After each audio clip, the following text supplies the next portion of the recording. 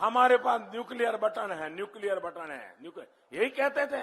हमारे अखबार वाले भी लिखते थे पाकिस्तान के पास भी न्यूक्लियर है। तो हमारे पास क्या है भाई? ये दिवाली के लिए रखा है क्या? हमने पाकिस्तान की सारी हेकड़ी निकाल दी, उसे कटोरा लेकर दुनिया भर में घूमने के लिए मैंने मजबूर कर दिया है दोस्तों। ठीक किया कि नहीं किया? ठीक किया कि नहीं किया? आप खुश हैं? आपके आशीर्वाद है ना दोस्तों। बहुत सालों से, पिछले दिनों में दिवाली में हिमालय की तरफ था, तो एक सीनियर सोल्जर थे, कुछ बाल भी सफेद हो गए थे, सरदार थे, वो जरा डिसिप्लिन को इधर उधर करके मेरे पास आ गए। बोले साहब मुझे एक बात करनी है। मैंने कहा क्या? बोले मैं बहुत छोटा सिपाही हूं, अब मेरी उम्र हो रही है, कुछ समय के बाद मैं रिटायर्ड हो जाऊंगा, तो मेरी एक रिक्वेस्ट है। मैंने कहा क्या? बोले साहब मैं ऐसे रिटायर्ड होना नहीं चाहता हूं, मुझे ऐसी जगह पर भेजो जहां मुझे सीना तान करके देश के लिए दुश्मनों को मारने का मौका मिले। कुछ महीने मेरे नौकरी के बच गए हैं, या मुझे जहां आतंकवादियों के सबसे बड़ा अड्डा हो वहां भेजिए, मैं देश के लिए कुछ करके रिटायर्ड होना चाहता हूं। अरे जिस देश के अंदर गरीब मां का बेटा भी इस सपनों को लेकर के सेना में जाता है, और एक मुख्यमंत्री, ये मुख्यमंत्री होती क्या चीज है जी?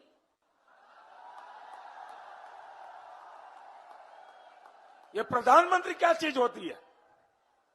अरे देश के लिए मरने मिटने वाले सब कुछ होते हैं।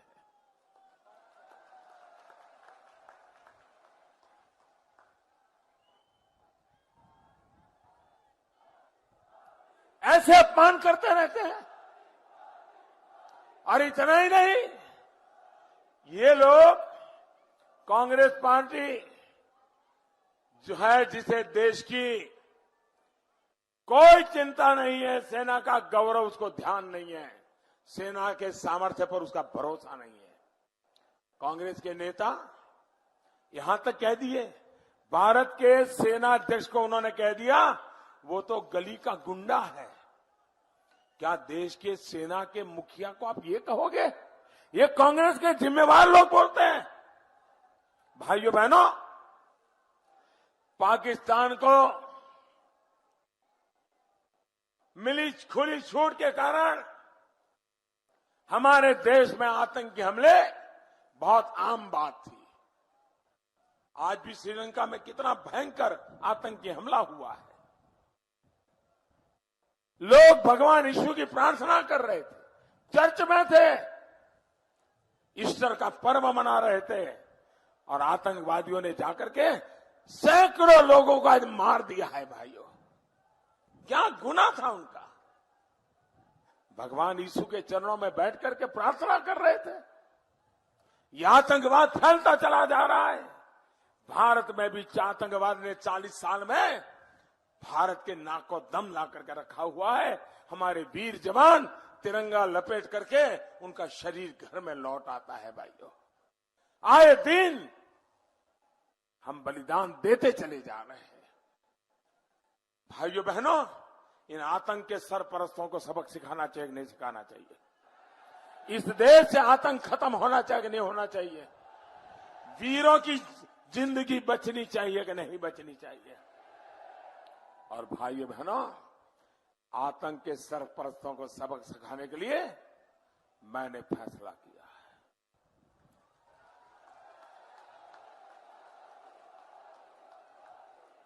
उनके घर में घुस करके मारता हूं। और ये सबूत मांग रहे, सबूत। अभी कुछ दिन से बंद हो गए, क्योंकि जैसे पब्लिक में गए तो पता चला पहले और दूसरे चरण में देश की जनता ने उनको ऐसे सबूत दे दिए, ऐसे सबूत दे दिए, उनका मुंह लटका हुआ है, मुंह लटका हुआ है। लेकिन साथियों ध्यान रखिए, हमने आतंकियों को घर में घुसकर मारा, चोट उधर पड़ी और पीड़ा यहां पर हुई, आंसू यहां बहने लगे। भारत ने पाकिस्तान की धमकी से डरने की नीति को छोड़ दिया। ये ठीक किया ना मैंने? वरना आए दिन हमारे पास न्यूक्लियर बटन है, न्यूक्लियर बटन है, यही कहते थे। हमारे अखबार वाले भी लिखते थे पाकिस्तान के पास भी न्यूक्लियर है। तो हमारे पास क्या है भाई? ये दिवाली के लिए रखा है क्या?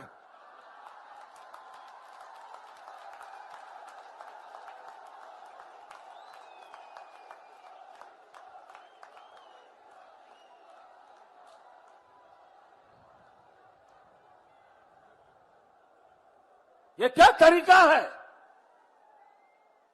भाइयों बहनों, हमने आतंकियों के मन में डर पैदा किया। ये ठीक किया कि नहीं किया? वरना आए दिन हिंदुस्तान में धमाके करते रहते थे। कभी अजमेर में धमाका, कभी समझौता एक्सप्रेस में धमाका, कभी मुंबई में धमाका, कभी हैदराबाद में धमाका, कभी काशी में, कभी अयोध्या में, कभी जम्मू में। 5 साल से सब बंद है ना? है कि नहीं? ये पुलिस वाले तो वही है भाई, पुलिस वाले तो वही है। ये बंद क्यों हुआ? ये बंद क्यों हुआ? क्या कारण है बंद हुआ? क्या कारण है बंद हुआ दोस्तों? अरे मोदी कारण नहीं है, ये आपके वोट की ताकत है कि मोदी ये कर पा रहा है। भाइयों बहनों, हमने पाकिस्तान की सारी हेकड़ी निकाल दी, उसे कटोरा लेकर दुनिया भर में घूमने के लिए मैंने मजबूर कर दिया है दोस्तों। ठीक किया कि नहीं किया? ठीक किया कि नहीं किया? आप खुश हैं? आपके आशीर्वाद है ना? आप बस 5 साल मुझे मौका दीजिए, फिर देखिए।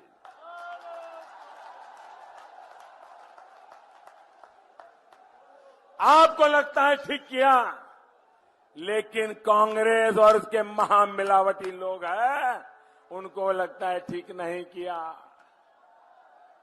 उनका कहना है आतंकवाद, राष्ट्र की रक्षा ये मुद्दा ही नहीं है। अरे मेरे वीर बेटे तिरंगा लपेट करके घर आ रहे हैं और तुम कह रहे हो मुद्दा नहीं है। कब तक मैं देश के वीर बेटों को मरने दूंगा? ये मुद्दा है। कांग्रेस के नामदार कहते हैं कि मोदी को भारत के शौर्य की बात नहीं करनी चाहिए। क्यों भाई? तो क्या मैं यहां भजन मंडली चलाने आया हूं क्या?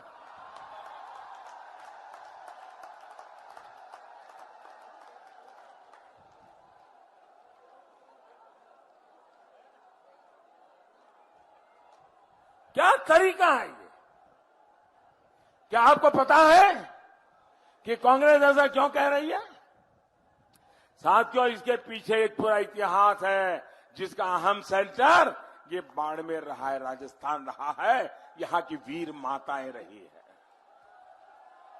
यहां अनेक पूर्व सैनिक हैं जिन्होंने 1971 की लड़ाई में हिस्सा लिया था।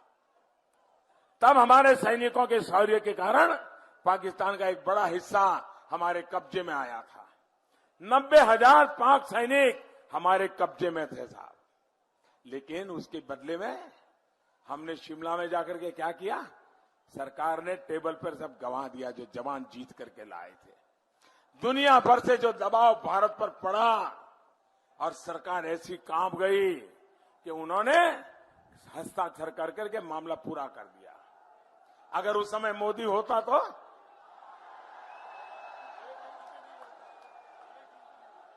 90,000 सैनिक भी वापस कर दिए और हमारी जमीन जो लाए थे जवान, वो भी वापस कर दी। भाइयों और बहनों, वो सुनहरा मौका था। उस 90,000 युद्ध कैदियों के बदले में जम्मू कश्मीर की समस्या को हल करना, घुसपैठ की समस्या को हमेशा के लिए हल करना भारत के हाथ में तुरुप का पत्ता था भाइयों। लेकिन मौका गंवा दिया। परिणाम पूरा भारत आज भुगत रहा है। वहीं आज की स्थिति देखिए साथियों, भारत ने बिना युद्ध के पाकिस्तान की सीमा के भीतर घुसकर आतंकवादियों को ढेर कर दिया है। और पाकिस्तान पूरी दुनिया में रो रहा है। पूरी दुनिया भारत के साथ है आज। और ये होती है दमदारी सरकार। साथियों,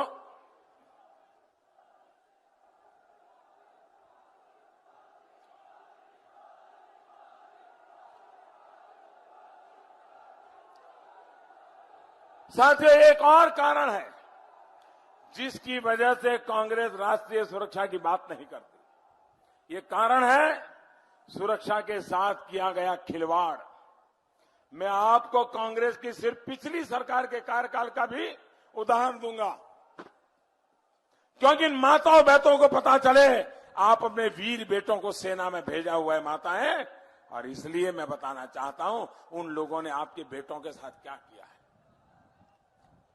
देखिए, इन्होंने इतने साल तक आजादी बाद के जिप से घोटाले से लेकर के उन्होंने वहीं से शुरू करते करते करते एक के बाद एक घोटाले करते ही गए और घोटाले बढ़ते ही गए।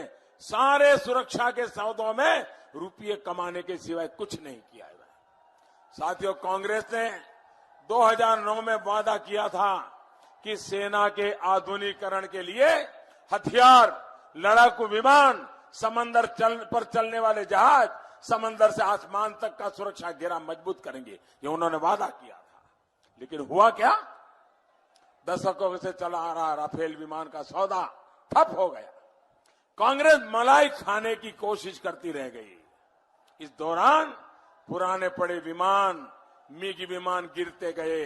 हमारे बहादुर पायलटों की जानें जाती रही। वायु सेना की ताकत घटती रही।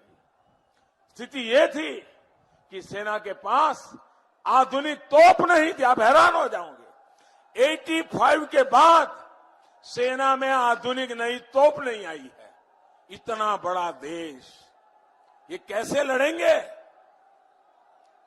क्या सेना के जवान दुश्मन आएगा तो तकलीफ काटेंगे क्या?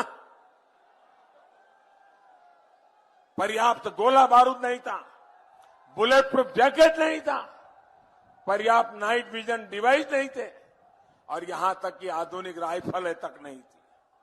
आप पिछली सरकार में लाखों करोड़ों के दूसरे घोटालों के साथ कांग्रेस ने एक और घोटाला किया, हेलीकॉप्टर घोटाला। और अब तो ये घोटाले के एक राजदार मिशेल मामा को पकड़ करके मैं लाया हूं। मिशेल मामा के साथ मिलकर कांग्रेस ने ईमानदार कर देता हूं कि कमाई को लूट ली। साथियों, 2014 में आपने एक मजबूत सरकार को अवसर दिया। सरकार में आते ही हमने सेना की जरूरतों को पूरा करने पर ध्यान दिया। हमारी सरकार ने दशकों बाद सेना को आधुनिक तोप दी।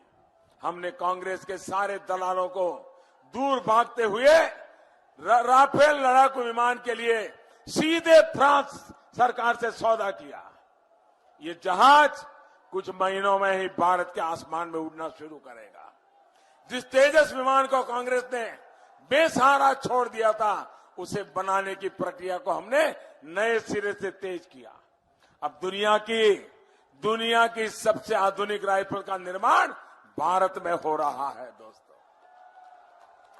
जिस बुलेट प्रूफ जैकेट के लिए कांग्रेस ने वर्षों तक हमारे सैनिकों को तरसाया था, वो बुलेट प्रूफ जैकेट अब भारत में ही बनाकर सैनिकों को दी जा रही है। इतना ही नहीं, हमारी सरकार के दौरान ही भारत दुनिया की शक्तियों में शामिल हुआ जिनके पास जल, थल, नभ तीनों जगह से न्यूक्लियर हमला करने की ताकत है। साथियों, हाल में तो एक बहुत बड़ा काम किया गया।